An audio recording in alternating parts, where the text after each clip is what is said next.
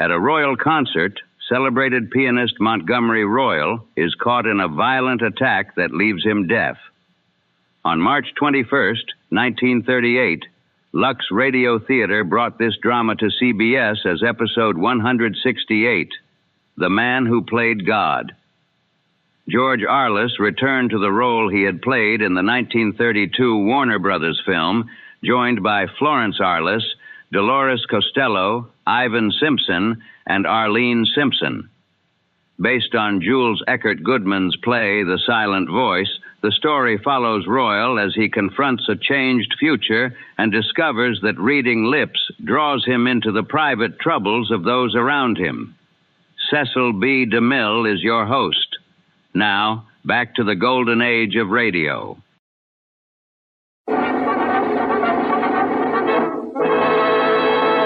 From Hollywood, California, the Lux Radio Theater presents George Arliss in The Man Who Played God, with Florence Arliss and Dolores Costello.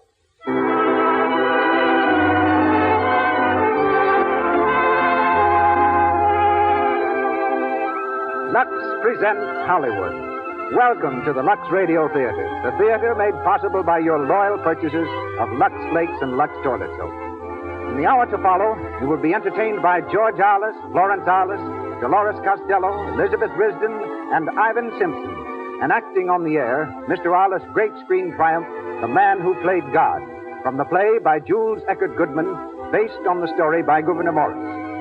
Our guest is the man Hollywood has just selected as the outstanding film director of the past year, Mr. Leo McCarey, who, less than 2 weeks ago, received the Academy Award for his direction of The Awful Truth. Conducting our orchestra is Louis Silvers. This program is produced by one of Hollywood's most famous citizens and pioneers. Your host, ladies and gentlemen, Mr. Cecil B. DeMille.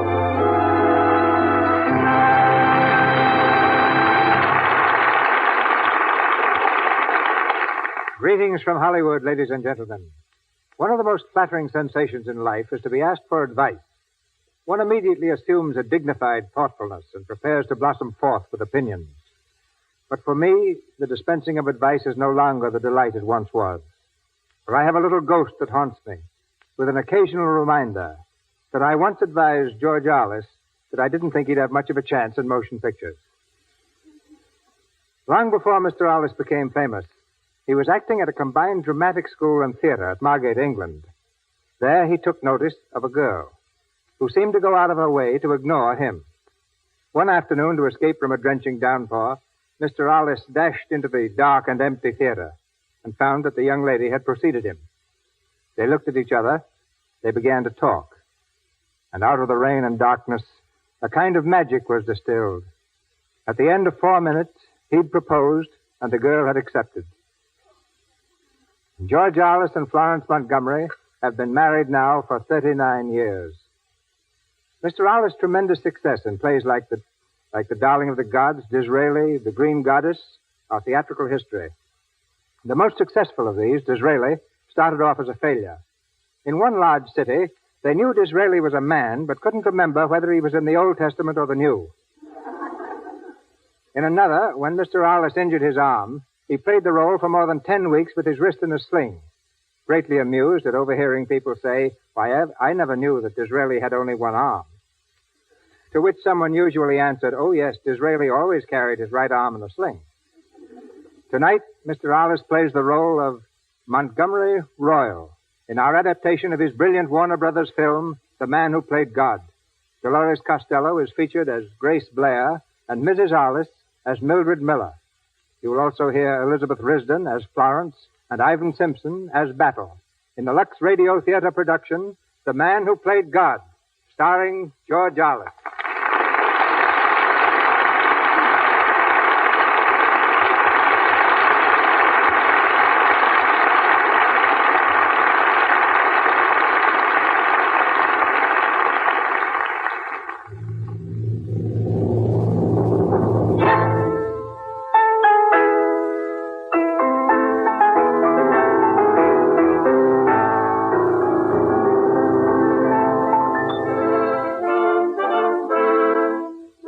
Suite in Paris. The handsomely furnished rooms are the temporary quarters of Montgomery Royle, the famous American pianist. It's the afternoon of his last recital in France, and his sister Florence is feverishly sorting the day's mail. Battle, an elderly retainer who acts as a combined secretary and valet to the pianist, opens the doorway and stands there with a handful of mail. More mail, Miss Royle. More? Oh, this is getting out of hand, Battle. Yes, miss. May I come in? Mildred, of course. How are you, Florence? Good afternoon, Battle. Good afternoon, Mrs. Miller. Sit down, Mildred. I'm just trying to get through this mail. There seems to be a great deal of it. I suppose they are Monty's love letters. From adoring French women and hundreds of requests for seats for tonight's concert. Oh, what lovely roses. Are these from adoring French women also? No, Grace brought those. Grace Blair? Yes. Oh, an adoring American woman. Where is Monty? He ought to be resting. Resting? Did you ever know him to rest when he ought to? He's out walking with Grace. She called with those flowers, so he's taken her out to buy her a doll or something. A doll? You sure it wasn't a ring? Mildred, what are you talking about? Grace is only a child. A child of 25? I come to think of it, Grace must be nearly 25. Florence, don't you ever see anything that goes on under your nose? Don't you know she's in love with Monty? Oh, that's nothing. What about all these letters? But he doesn't give those people private music lessons. Mildred, I believe you're jealous. Yes, I believe I am. I wouldn't worry. Monty's too level-headed to fall for a sweet young thing at his age. Of course, you should have married Monty years ago if you'd had any sense. But I haven't. Well, you're an eligible widow now. It's not too late yet. Florence, there's one very good reason why I haven't married Monty, and I needn't tell you what it is. He hasn't asked you? Well, perhaps he hasn't thought of it. Why don't you remind him?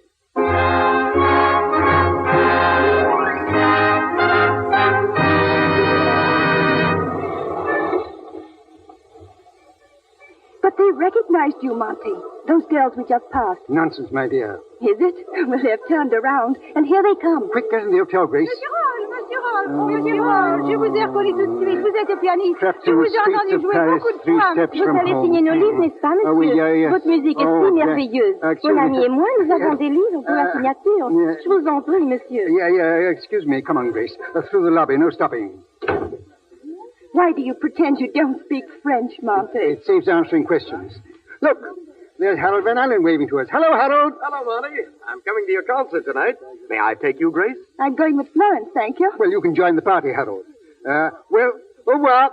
Come on, Grace. The elevator's waiting. Monsieur Royle, Monsieur Royle. No. I'm trapped again. Oh, Monsieur Royle. Je vous ai attendu pour vous saluer. oui, Je désirais tant vous voir. Yes. J'irai vous applaudir ce soir, naturellement. Yeah. Oh, monsieur, vous êtes un artiste si merveilleux. Et je vous ai entendu si souvent que... Excuse me, je ne comprendrai le French. Excuse me. Oh, but I speak English, too. Oh, do you? You remember me, do you not? I crossed on the Olympia with you in 1931. Madame Lavelle. Madame Lavelle. Oh, yes, of course. How do you do? Ah, monsieur, it is easy to see the young lady is related to you. I saw the likeness at once. Really, yes. My granddaughter. Indeed. But I thought you were not married. No, I wasn't then. No, not in 1931. But I'm so glad you like her. Come along, Grace, my dear. Going up. Oui, monsieur. Monty, why did you tell that woman I was your granddaughter? My dear Grace, you must give the public what they want. She wanted you to be my granddaughter. She didn't. She was just fishing. Besides, you know how terribly young you look. Yes, terrible is the word.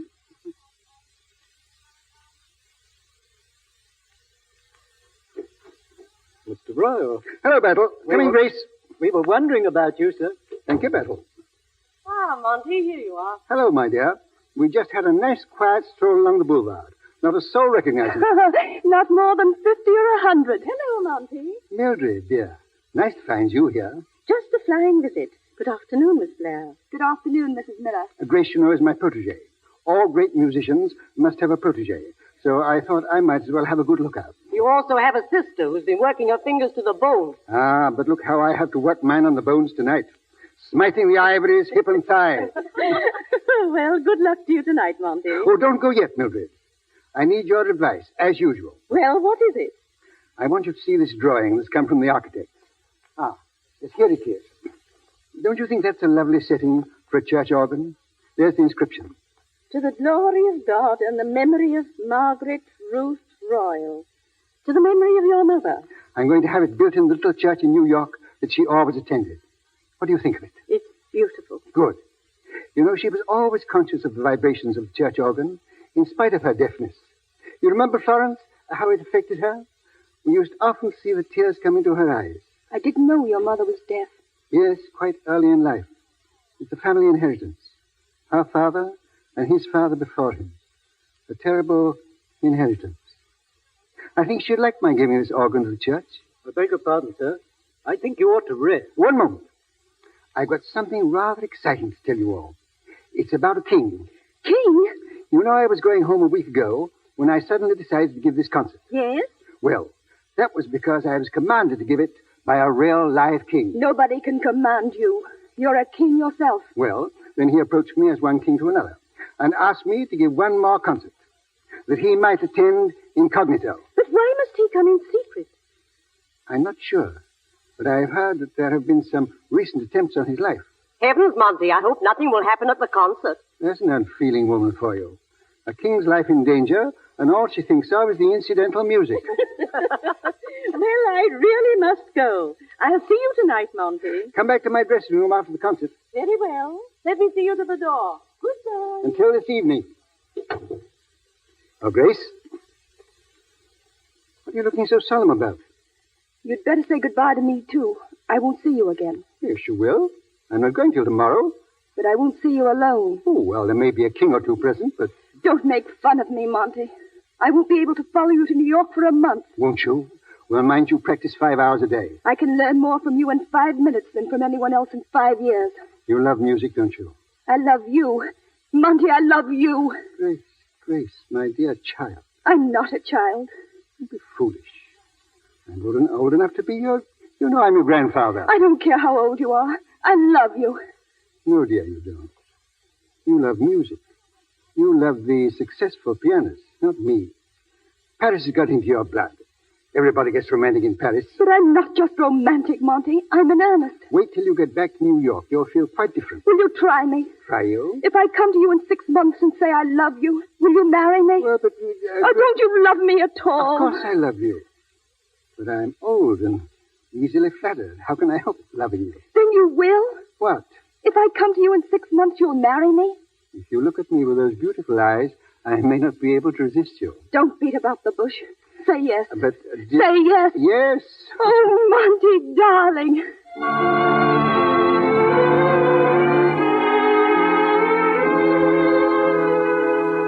This way, madame. The seats are informed. What a crowd. Isn't it marvelous?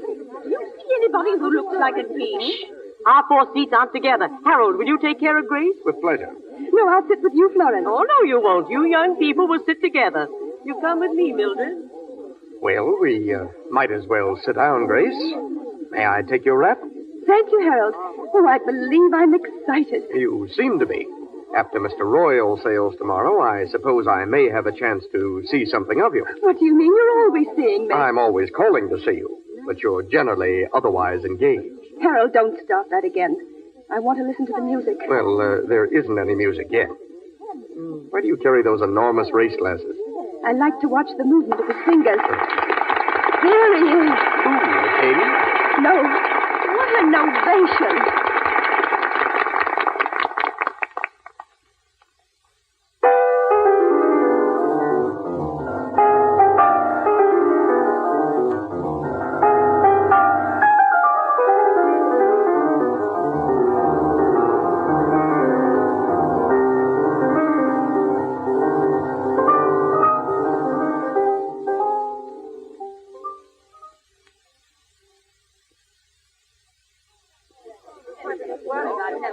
Oh, he's really the greatest. I've never heard him better. He's perfectly wonderful. I wonder where is Mr. Royle's dressing. I am sorry, madame. Mr. Royle never sees anyone. Oh, I'm so sorry. Shut the door, Battle. Don't let anyone in. Yes, sir. Monty! Oh, come in quickly. Monty, you were marvelous tonight. Thank you, Grace. How did the king enjoy it? The king, dear lady, didn't turn up. Court manners, I suppose. Then Mr. King really missed something. I've never heard you so inspired. Mildred, that's my very nicest compliment. Thank you. Monty, there are at least 100 autograph books for you to sign. Let Battle do it. His handwriting is so much better than mine.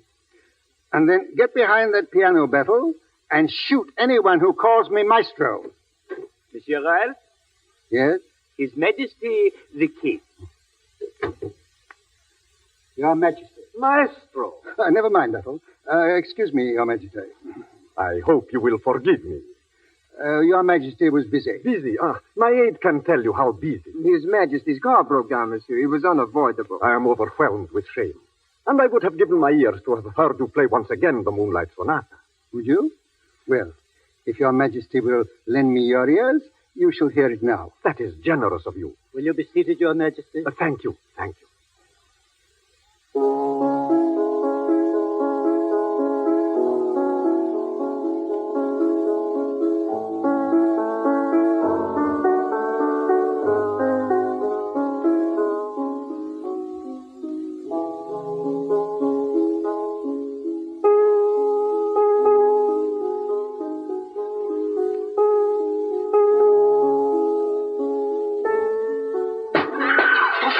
Your Majesty, a bomb! Mommy, don't Stand back, touch him. everybody. He's picking it up. Get away from that window. Hey, look out! Thank God there was nobody below. Your Majesty, are you all right? Yes, but Monsieur Royle, He is unhurt, Your Majesty. he saved my life. Monsieur Royle. Monsieur, I owe my life to you. How can I ever thank you? Your Majesty will forgive me, but I can't hear what you're saying. What? Monsieur Royle. Monty, what is it? There's no sound. Nothing. Monty, what are you saying? It's the shock. I shall never play again. Don't say that. Don't look like that. Mildred, my dear, I'm stone deaf, just as my mother was.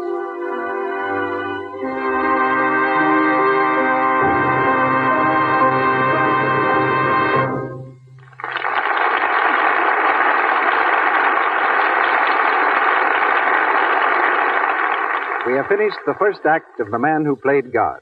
And in a moment, George Arliss and our co-stars will be back in Act Two. But during our brief intermission, we'd like you to come along with us to an amusing place where everybody speaks in rhyme, even the judges, the lawyers, and prisoners in the courts of law. We take you to a courtroom in this strange land of rhyme right now. Here we are, in the presence of a jury and a defendant, and the judge is about to enter.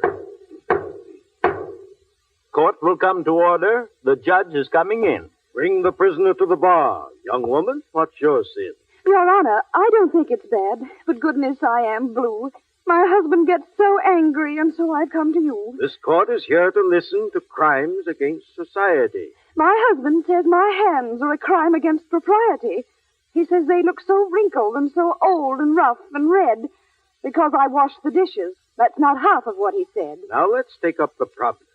You wash dishes every day? Oh, why not eat on paper plates, then throw them far away? Why, that's all right for picnics or a quick informal bite. But when dishes are attractive, to keep them too inactive, well, of course I really might. But do you think it would be right to keep them out of sight? That's a stick-up. Now let's see. Rough hands spoil tete-a-tetes. Suppose you have your dinner and just not wash the plates. Your Honor, I'm a housewife. My home is always clean. I wouldn't dream of such a thing. Oh, all you men are mean. Now, don't speak like that to me, my dear. I'm sorry. Now listen here. I've now got information on the cause of your mistakes. I put you on probation to wash dishes with Lux Flakes. Every wife of every station can now avoid heartaches, keep hands from ruination by using mild Lux Flakes. His Honor is right. To keep your hands white, get Lux Flakes tonight. You see, this rhyming business is contagious, but so is the use of Lux Flakes for dishes. Women who try it are so delighted with it that they tell other women. You, too, will find Lux not only makes dishwashing quicker and easier, but keeps your hands lovely, soft, and white. The kind of hands men admire, the kind that every woman wants to have. Use Lux Flakes for dishes. And now, Mr. DeMille. The Man Who Played God starring George Arliss with Florence Arliss and Dolores Costello.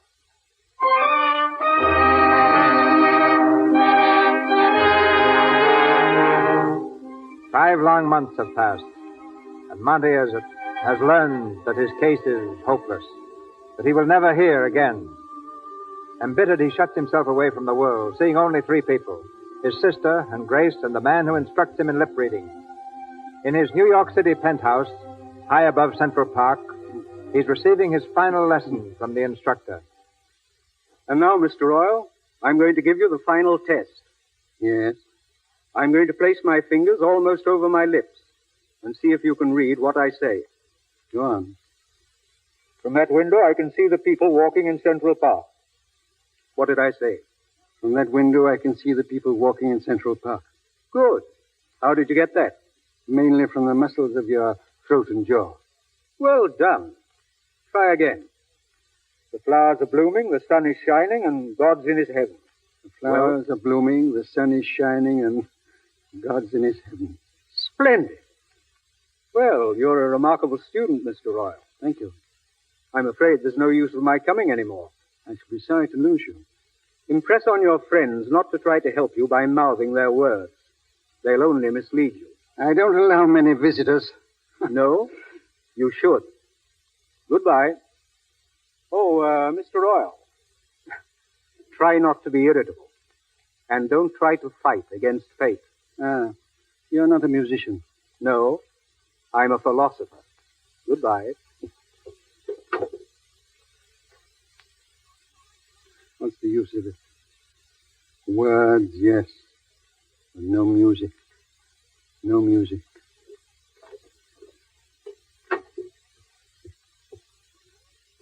Monty. Oh, it's you, Florence. Why don't you come straight in instead of creeping up behind me and pushing me? I'm so sorry. You and Battle are always talking behind my back. Why can't I be left alone?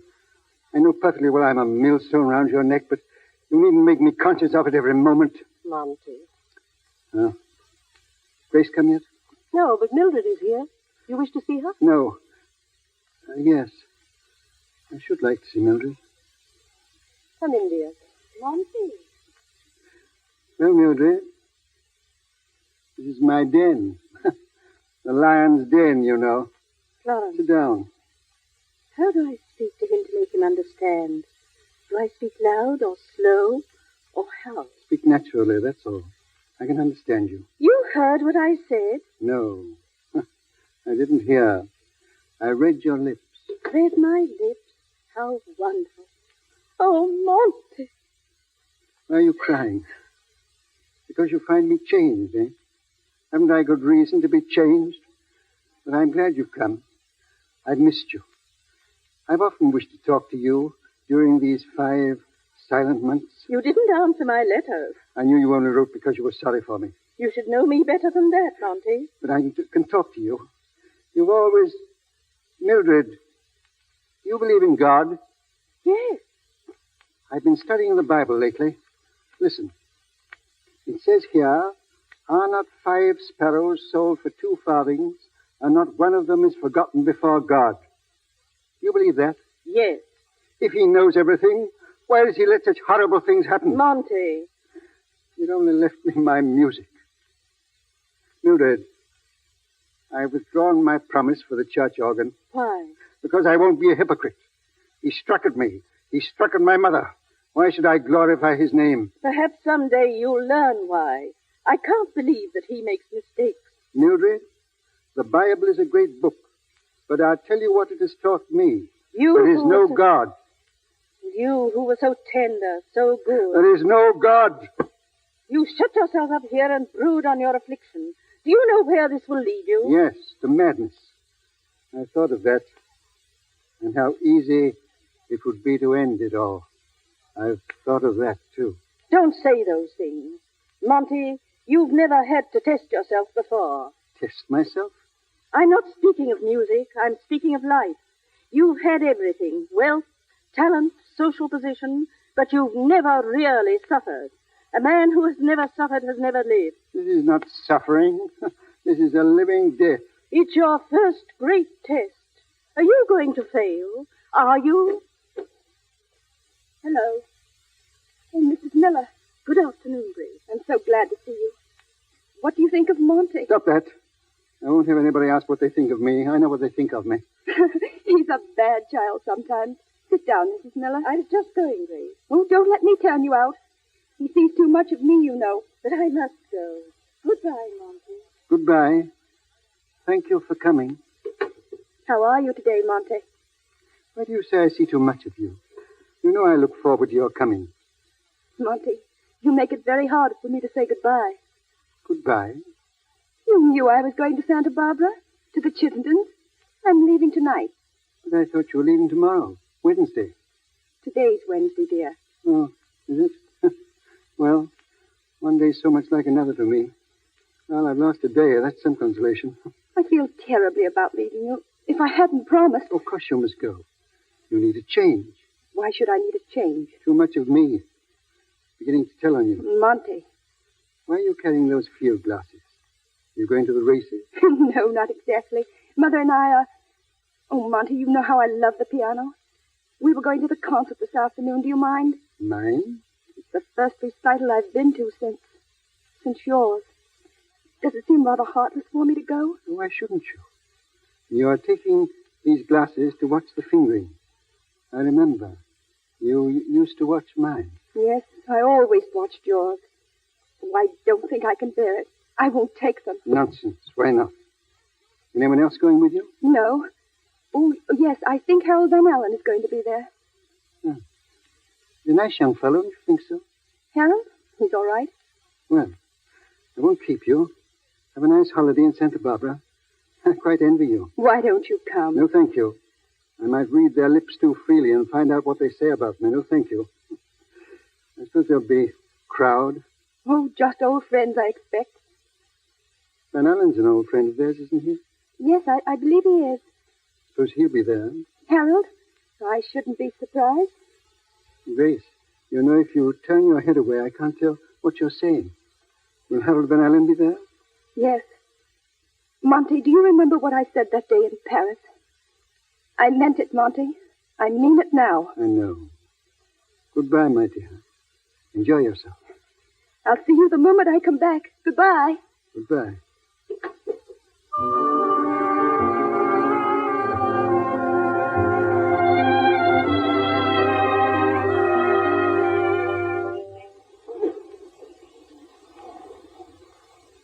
Mr. Royle, won't you come away from the window, sir? I'm afraid you'll catch cold there. You'll catch cold with the window open, sir. I was looking down into the street. There's a fascination about height battle. I don't wonder at people giving way to sudden impulse. Mr. Royle. What's the matter? Nothing, sir. I was about to suggest, Mr. Royle, if you'd only try to play again. It's so long since you've touched the piano and your violin. Play again. I wonder if I could. Sit down, sir. Try it again, just once. If I touch these keys, there'll be music in this room. Music. I can't do it. I can't. To strike the notes and hear no sound. Ghostly. Terrifying. Battle! Have these things taken away. And my violin. I can't bear the sight of them. Mr. Royle, if Don't argue with me. You want to drive me mad? Don't you know that these things are human to me, and they're mocking me, mocking me. Get this piano out of the house. And this, my violin. We've played together, you and I. Well, we'll never play again. Mr. Royle. That was foolish of me. Why did I do that? My violin. My old friend. I didn't mean to. I'm sorry. I've taken your life. I've taken your... That all? Yes, Mr. Royle. I want to be left alone. Alone, sir? Yes, alone. Go. Yes. Yes.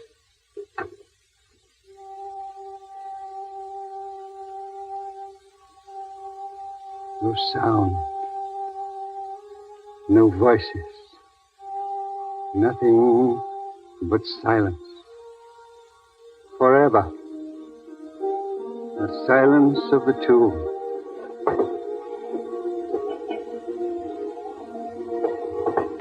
The silence of the tomb. Mr. Royle! Mr. Royle, come down from that window, sir. Oh, Mr. Royle, for God's sake. Why did you stop me?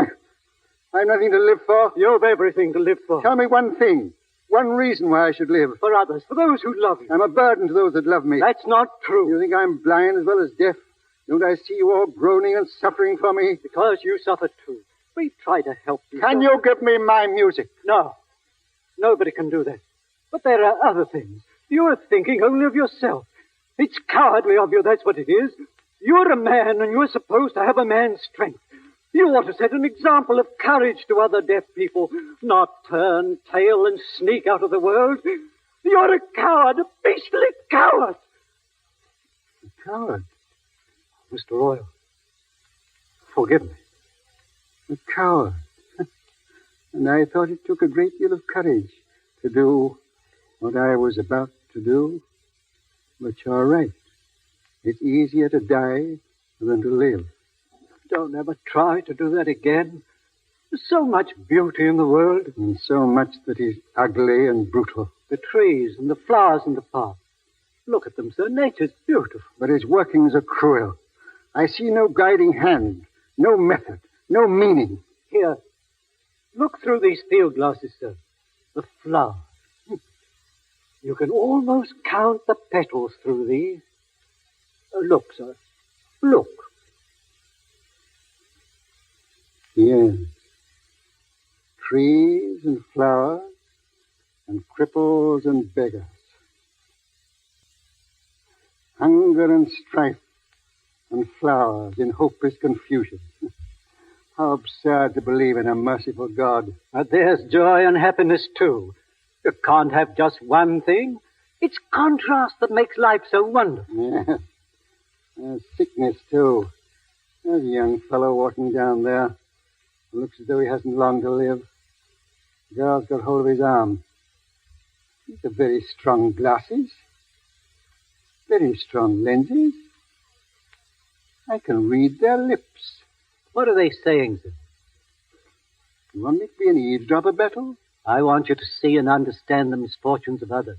Troubles that are worse than your own, sir. They're sitting on the bench. He's telling her that what the doctor has just told him. He has to go away. A long rest. There's no money. The girl holds his hand. She's crying a little. It'll cost at least $1,000. There's your God of contrast, Bettel. This boy's going to die like a neglected dog because he hasn't $1,000. It's a wonderful world for some people. It would be for him, sir, if only... If only he had the money. If he had $1,000. If he had... Bettel. Yes, sir? I want you to take a note down of that boy and girl. Take a note, sir? Sit down and write it. Yes, sir. Ready, sir? If you'll give the bearer your name and address... If you will give the bearer your name...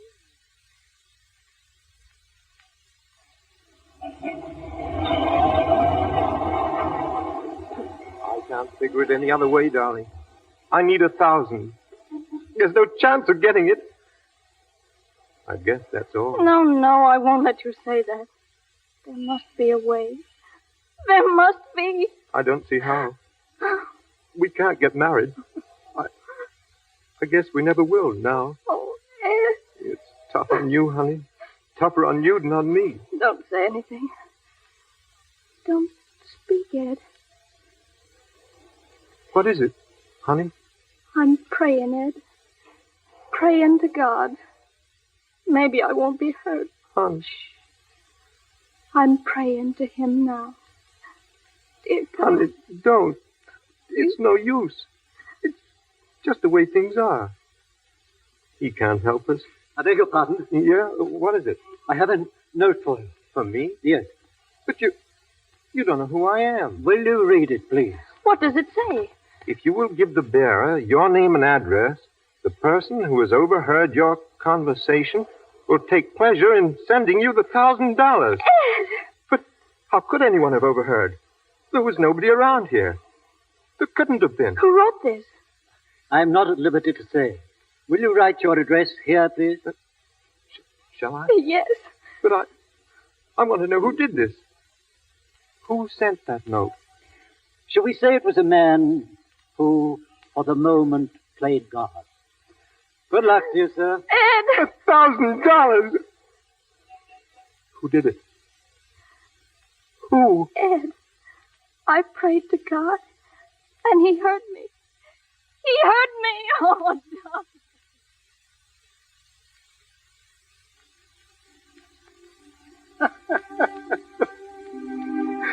She prayed for it. She prayed for help, and she thinks that God, at last they've got a good joke on him. I wonder,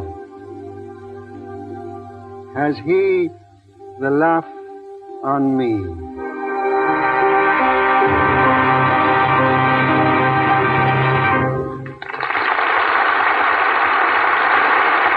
Pause for station identification. This is the Columbia Broadcasting System.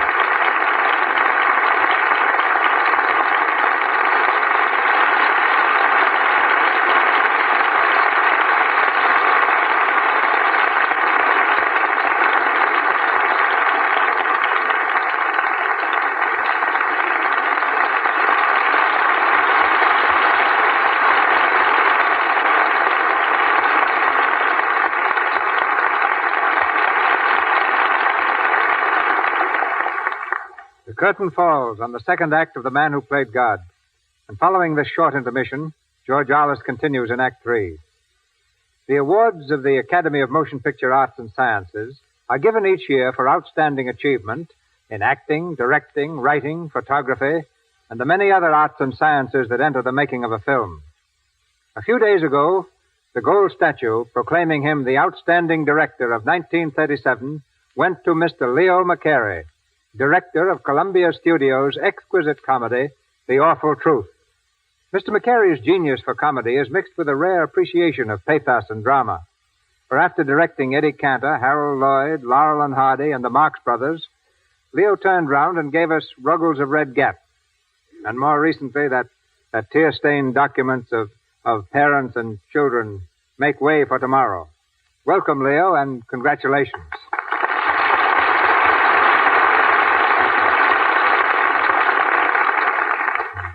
All great directors like to talk, Leo, so begin. I'd rather hear the third act of Mr. Arliss' play. Yeah, but in the meantime, we want to know something about you. How did you get your start in film? Well, CB, to tell you the truth, when I started directing, I tried to pattern myself after you. I'll never forget the first big mob scene. The crowd made me nervous, but I decided to handle them with a firm hand, like you would do it, Mr. DeMille. The scene was supposed to be the San Francisco earthquake. Oh, excuse me, Leo, but San Francisco people refer to it as the fire. Well, I'm from Los Angeles. The scene was the San Francisco earthquake. I climbed the platform and started explaining the scene to the crowd. On the first signal, I said, I want the crowd to rush in from out of the buildings, from the buildings on the left. As I said this, a little fellow raised his hand far in the rear. Don't interrupt me, I said. Kindly wait until I've finished. I'm sure that's the way you would have handled it, Mr. DeMille. Yes, that's probably the way I'd have handled it. Then I continued. On the second signal, I want another crowd to run in from the right. And again the little man raised his hand. Quiet, I ordered. I asked you to wait until I was through. I'm sure that's the way you would have handled it, Mr. DeMille. Now I had absolute quiet. I was the master of the situation, and I felt it. I completed my instructions and sent for the little man. Now, what is it that you wanted to say that could possibly be more important than what I wanted to say to 350 people? He looked me over from my helmet to my puttees and replied, I only wanted to tell you that we couldn't hear a thing back there. I'd have handled that with a megaphone. Well, that's what I thought, so I got one. But I'll be darned if the same little man didn't raise his hand again. Completely out of patience, I asked, what is the matter now? He says, well, I was in San Francisco at the time of the earthquake. It happened to be 5 o'clock in the morning, and don't you feel that most of us would be wearing nightgowns? And? I call lunch. I'm positive that's the way you would have handled it, Mr. DeMille. Oh, thank you, Leo. Lunch has saved many a delicate situation. Now for the awful truth. Directing that picture must have been almost as much fun as seeing it. Well, it didn't start out as smoothly as you might imagine. No? No, I'm sure Irene Dunn would have been happier if the starting date had been postponed. Cary Grant arrived on the set with his manager and suggested that his part either be built up or cut out. Even an extra man came to me and said, I just read the script, Mr. McCary, and if you don't mind, keep me in the background, will you? But that dog you had in the picture, that clever wire-haired terrier. You mean Mr. Smith? Yes, at least he was your friend, wasn't he? He didn't complain about his part. Well, he didn't say anything. He bit me. But don't get the impression that the cast was wrong, because as a matter of fact, they were very right. I sent out a hurried call for the writer, Vina Delmar, and all during the making of the picture, she worked day and night developing the story. Many of the suggestions we used came from Irene Dunn and Cary Grant, and I mustn't forget Ralph Bellamy. And the only thing that would make me happier would be if I could make another picture written by Vina Delmar with the same 3 stars. Well, you've given us some highly hilarious scenes, Leo. In your own opinion, which is the most memorable in your career? Well, the scene that stands out in my memory was anything but humorous, C.B. It was Ruggles of Red Gap, and the scene in which Charles Lawton recites Lincoln's Gettysburg Address. It's still referred to as one of the finest moments on the screen. And you deserve a world of credit. No, I don't think so. Why not? Well, you see, Mr. Lincoln wrote it, and Mr. Lawton spoke it. I just enjoyed it. Well, during 20 years in pictures, Leo, you must have acquired some peculiar habits or superstitions that might be very interesting. Well, yes, C.B., I do have a superstition. Just one, and it's terrible. I can't seem to overcome it. Well, what is it? Well, I'm superstitious about making bad pictures. I just sort of feel they don't do anyone any good. So long, C.B., and congratulations on your fine program and your excellent product. You make a pretty good product, too.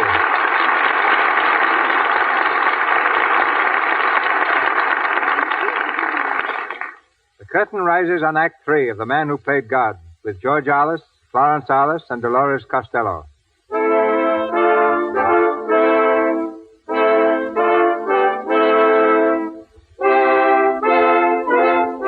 In the loneliness of his room, high above the park, Monty has made his peace with God by reading the lips of those less fortunate and giving them aid. It's a few weeks before Christmas, and Monty kneels in the center of the room unpacking a crate of toys, singing as he works. Battle enters and stands beside him. Hello, old Battleaxe. Getting ready for Christmas, sir? Well, what if I am? Singing, too. Was I? Well, I never had any voice, you know, and I always wished I could sing like Caruso. Now I can. Can you, sir? In my own estimation, yes. I sing and I can't hear a sound, so I imagine I'm singing like Caruso. It's a great thing sometimes not to be able to hear. Well, were the children in the park pleased with the toys I sent them? Didn't you watch them through the glasses? It's rather a lark, isn't it, Battle? It's a great work you're doing, sir. Oh, no, not great. Just a lark. But I've got a grand idea. I'm going out. Going out? Yes. I thought it all over. I'm not going to be a hermit anymore. Shall I get your hat, sir? No, not now. Christmas. Christmas? You see, Miss Grace is coming back. Is she, sir? I'm glad. Yes. Seems too good to be true. Well, at Christmas, I'm going with her into all sorts of toy shops. And I'm going to watch the children and find out just what they want. I shall be on the inside of the shop, you see, and they'll be outside looking through the window, and I can read their lips. And then you take the toys out to them. It's a good idea, Battle? It's a beautiful idea. A beautiful work, sir. Nonsense. The work will be yours, you see. You'll have to carry the toys.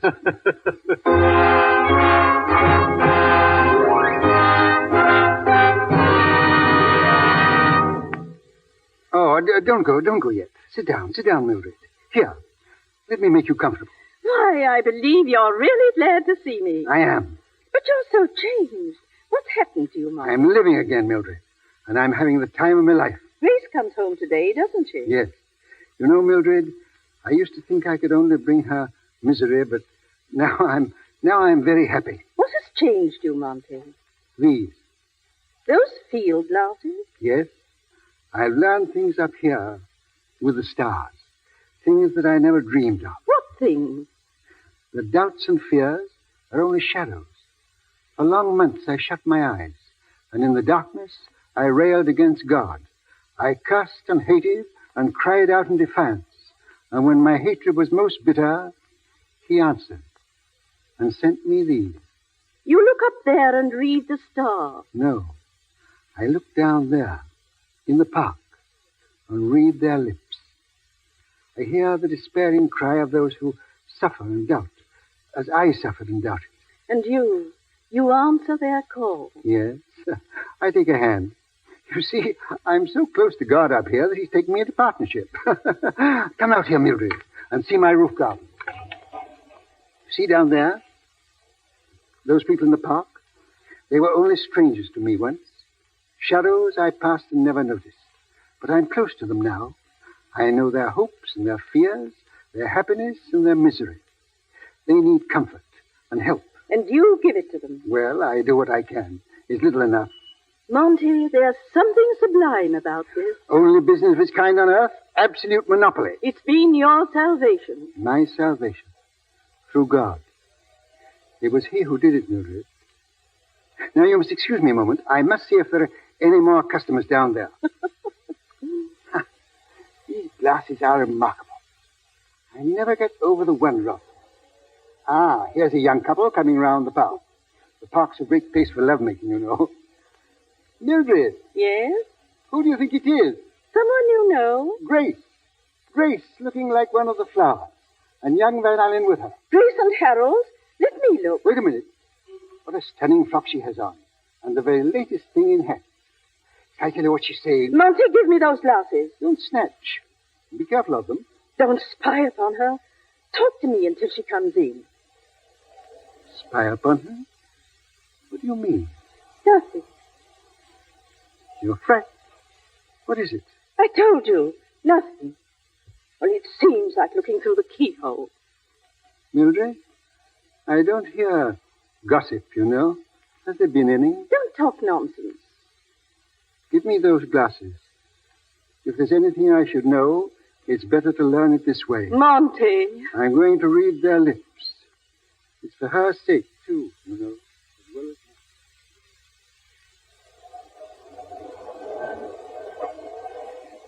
mine. Sit down, Grace, just for a moment. I can't, Harold. But I've got to speak to you. I've got to. When I said goodbye at Santa Barbara, I told you that was the end. Why do you follow me to his door? Because I know that when once you enter that house, you're lost to me. I flung myself at him when he was well and famous. I can't desert him now. You've no right to gamble your whole life away just because of one rash promise. It's no use, Harold. I can't leave him like this. I can't. But you're leaving me, and you love me. You do love me. You know I do. Well, then don't ruin our happiness just because you're sorry for him. Go and tell him you've changed your mind. Harold, I'm going through with it. He's been cheated of so much, I'm not going to cheat him now. He's put his faith in me, and I won't be a quitter. Grace. Grace, dear, I won't argue anymore. But don't leave me yet. Sit here with me, please, just for a little while.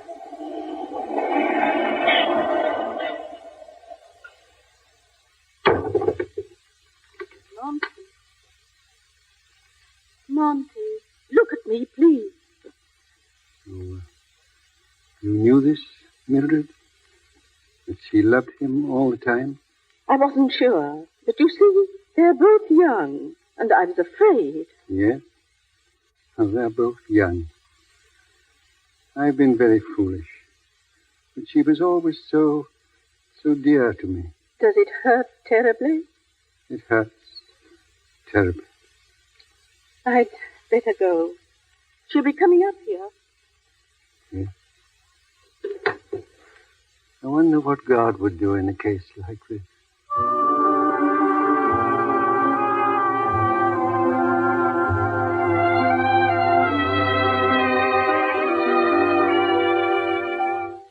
And then we had a barbecue dinner, and I cooked the steaks.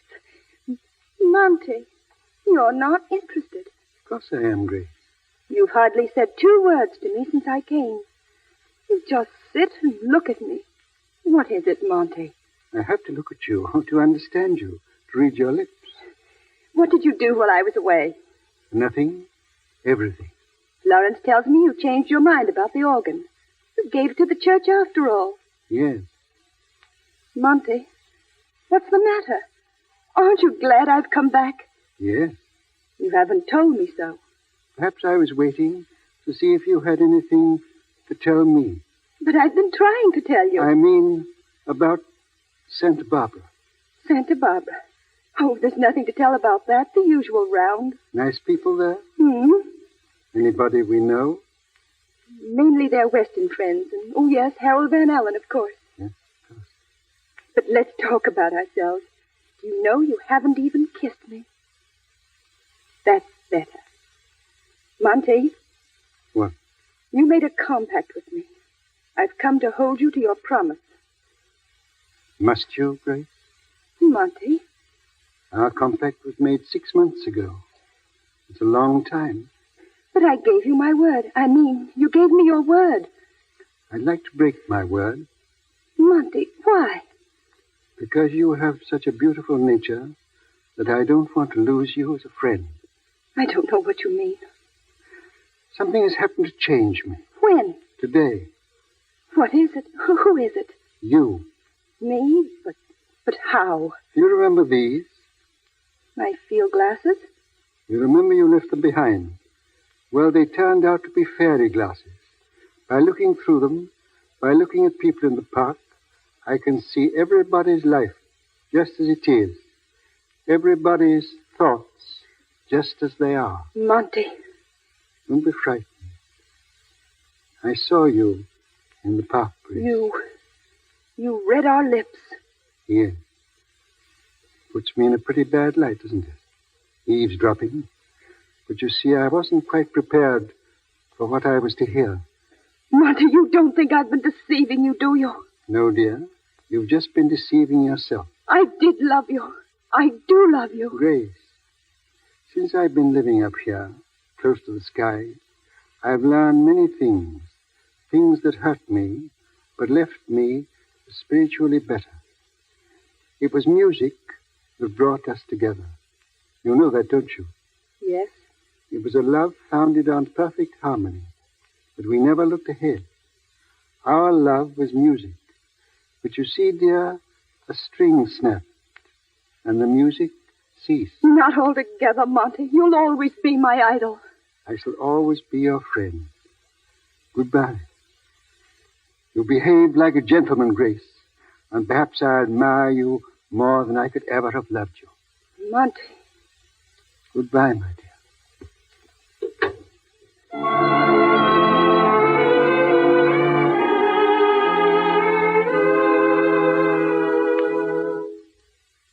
I'm beginning to be worried, Mrs. Miller. He said he was going for a walk in the park among his customers, as he calls them. But I expected him back. Do you think he might have gone to look at the organ? He might. He's often said he meant to sneak in one day. Thank you, Raffles. I'll go to the train.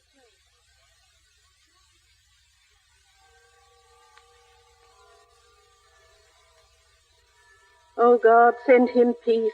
Send him happiness. Give him strength. It's Monty. Monty! Mildred, I'm so glad.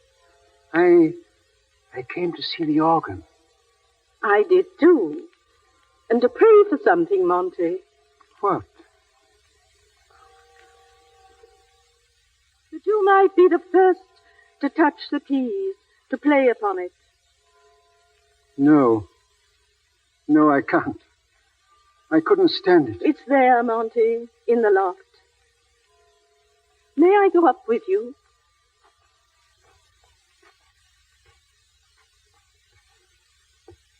Fine organ. Grand. The last time you played, it was for a king.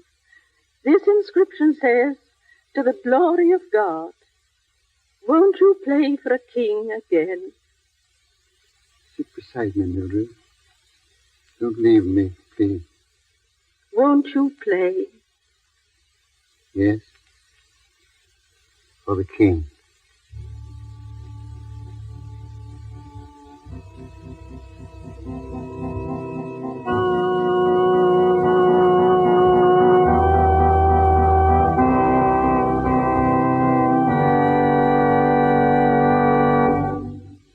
So ends The Man Who Played God.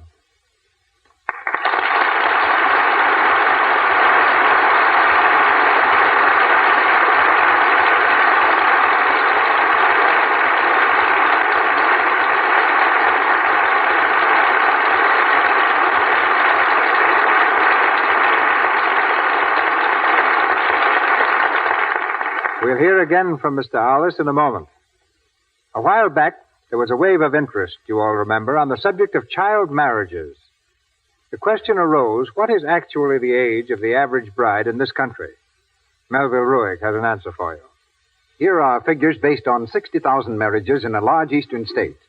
The average age of marriage for girls was 22. 65% of the brides were under 25. Of course, these figures don't tell the whole story, for as everybody knows, women who are truly charming can marry at almost any age. Charm counts a lot more to a man than how old a woman is, how well educated, or how much money she spends on herself. For example, no man knows how much a woman's dress costs. He does know if it's becoming and dainty and charmingly feminine. Undoubtedly, that's why charming women the world over are Lux users. For Lux Flakes are made to keep your frocks just that way, to keep the colors and the fabric fresh and new-looking. You can count on these gentle flakes to care for anything that's safe in water alone, and to keep it beautiful an extra long time. To guard charm, use Lux Flakes. Now, our producer.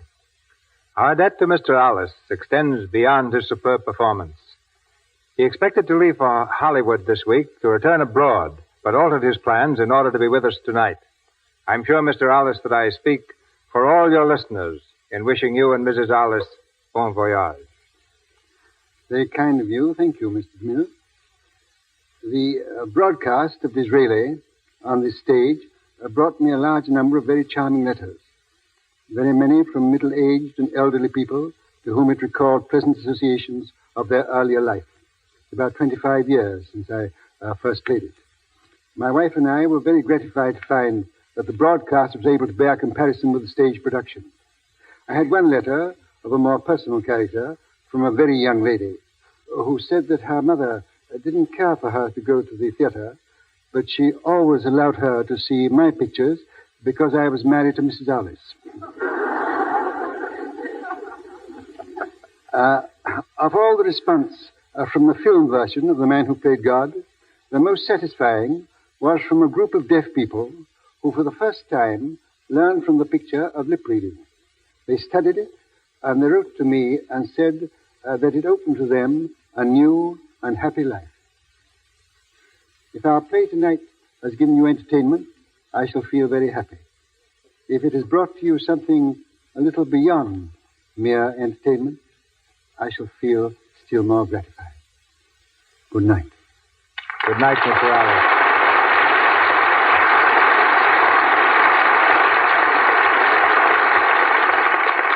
There's wonderful news of next week's stars and play coming to you in just a moment from Mr. DeMille. But first, may I say that in our cast tonight were Ivan Simpson as Battle, Elizabeth Risden as Florence Royle, Leonard Willey as Mr. Appleby, Evelyn Keyes as Girl in the Park, Reginald Sheffield as Boy in the Park, Vernon Steele as the King, Frank Nelson as Harold, Michelet Burani as Madame Louvel, Charles Evans as Usher, Louis Merrill as a manager, James Eagles as aide to King, Edith Nestier and Lou Lorraine as French girls, and Elizabeth Wilbur and Georgia Kane. Louis Silvers appeared through courtesy of 20th Century Fox Studios, where he directed music for their new picture, Sally, Irene, and Mary. And now, here's Mr. DeMille. A week from tonight, the Lux Radio Theater will echo to the unforgettable melodies of Victor Herbert. Sweet Mystery of Life, Falling in Love, and Italian Street Song, all of which tells you that our play will be that tremendous success of stage and screen, Naughty Marietta. Making special trips from New York to be with us are two of the greatest and most popular singers heard today in grand opera, motion pictures, and on the air. Mr. Lawrence Tibbett and Miss Helen Jepson. Naughty Marietta is a dramatic play of old New Orleans. Miss Jepson will be heard as the runaway French countess, and Mr. Tibbett as the reckless American soldier.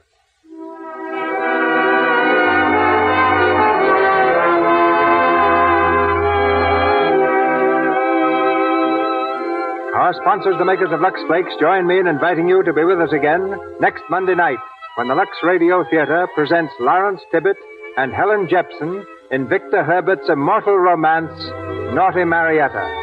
This is Cecil B. DeMille saying good night to you from Hollywood.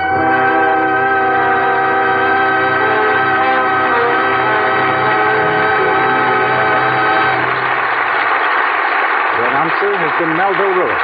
This is the Columbia Broadcasting System.